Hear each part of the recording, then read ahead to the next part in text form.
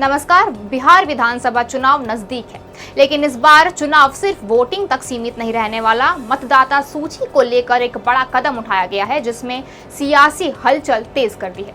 आइए जानते हैं पूरी खबर। बिहार में साल के आखिर में विधानसभा चुनाव होने वाले हैं। इसके लिए निर्वाचन आयोग ने वोटर लिस्ट को नए सिरे से तैयार करने का ऐलान किया है।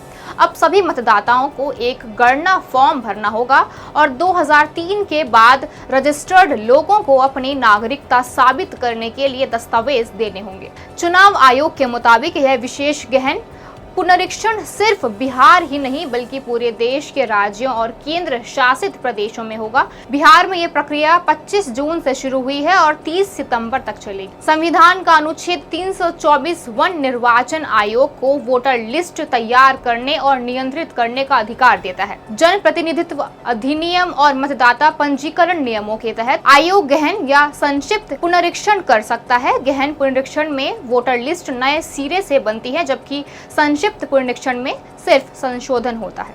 इस बार आयोग का फोकस नागरिकता पर है। 1 जनवरी 2003 के बाद मतदाता सूची में जुड़े लोगों को अपनी नागरिकता साबित करनी होगी।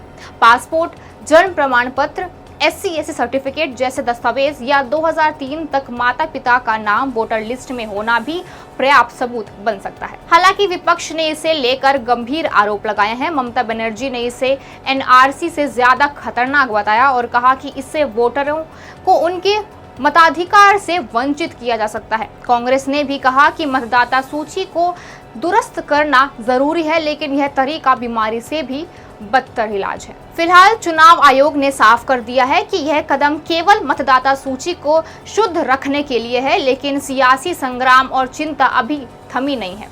आगे देखना होगा कि इस प्रक्रिया का चुनाव पर क्या असर पड़ता है। इसी के साथ दीजिए इजाजत। ऐसे ही और खबरों के लिए जुड़े रहिए हमारे साथ। धन्यवाद।